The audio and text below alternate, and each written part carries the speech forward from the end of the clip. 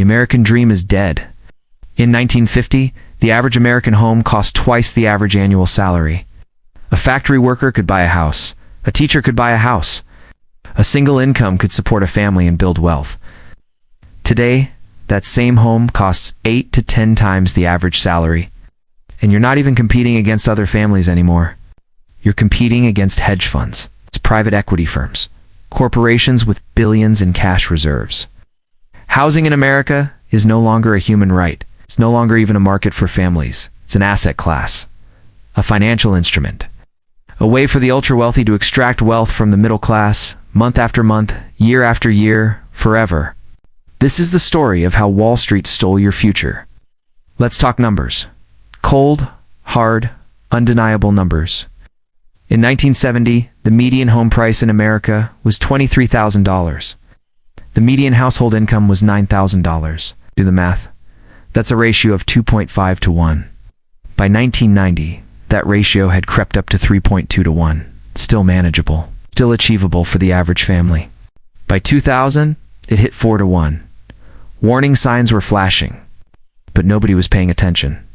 Today, in 2025, the median home price sits at $420,000. The median household income?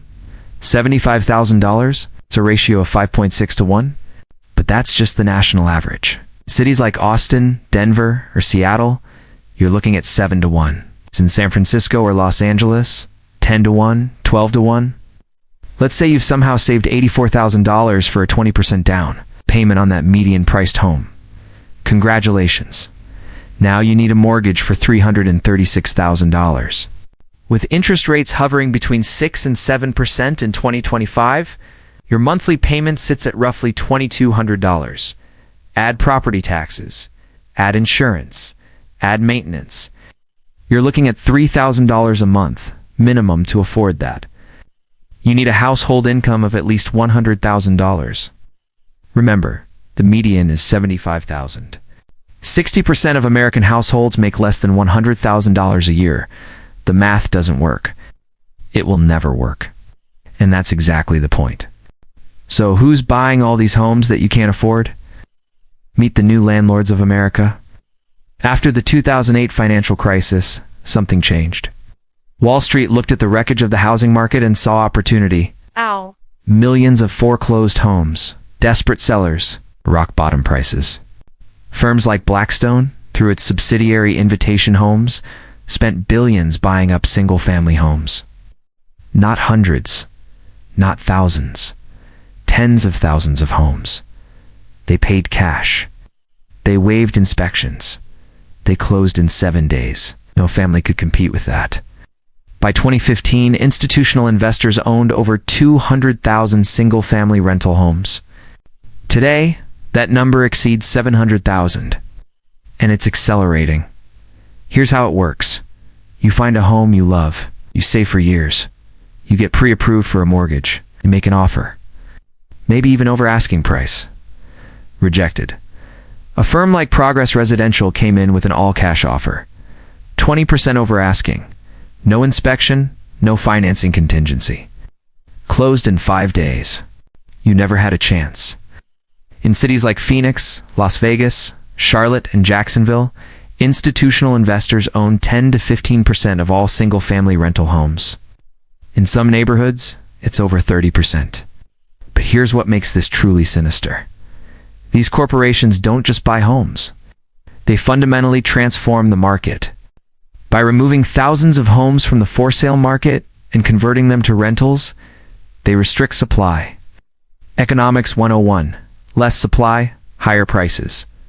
Then they raise rents, 3%, 5%, 8% annual increases. Not because costs went up, because they can, because you have no choice. Every month, millions of American families send rent checks to Wall Street. That money doesn't stay in the community, doesn't go to a local landlord who might fix the roof quickly or give you a break when times are tough. It goes to shareholders, to executives with multi-million-dollar compensation packages. And what do these corporate landlords provide in return? Minimum maintenance? Slow repairs? Aggressive eviction policies? Rent hikes. Internal documents from some of these firms show they use algorithmic rent-setting tools. Software that automatically raises rents to the maximum the market will bear. Not what's fair, what you'll pay before you become homeless.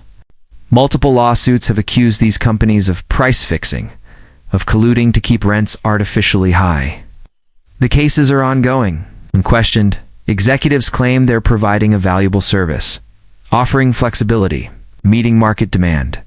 This is the service they provide. Meanwhile, these companies report record profits. Invitation Homes alone made over $1.3 billion in revenue in 2024 from your rent. And they're not stopping. They're expanding, buying more, consolidating more, building more power. This isn't capitalism. This isn't the free market. This is extraction. This is feudalism with a corporate logo. Let me paint you a picture of America in 2035. Just 10 years from now, the homeownership rate, which peaked at 69% in 2004, sits at just 54% and falling.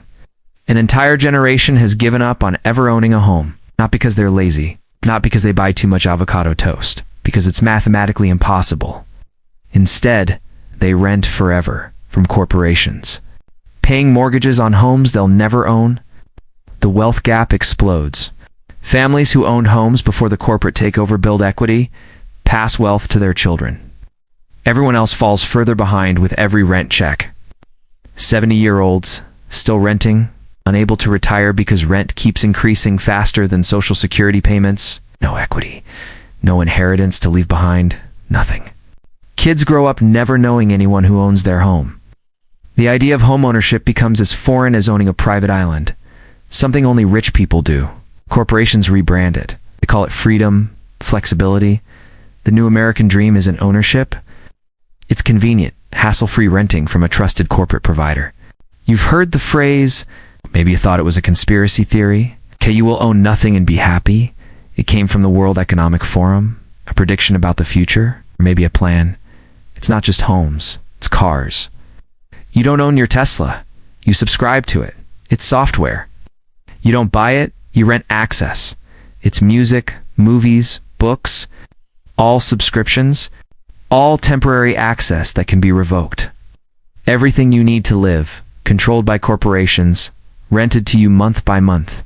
And if you can't pay, if you lose your job, if you get sick, 30 days, that's all you get. The streets fill with people who used to be middle class, who did everything right, who worked hard, followed the rules. Meanwhile, downtown districts fill with empty storefronts because nobody can afford to shop anymore, because 70% of their income goes to rent. The consumer economy collapses under its own weight. And have widespread prosperity when the majority of the population is broke by the 15th of every month. America becomes two nations. The ownership class, safe behind gates, equity building, wealth compounding, and everyone else, renters, debtors, subjects.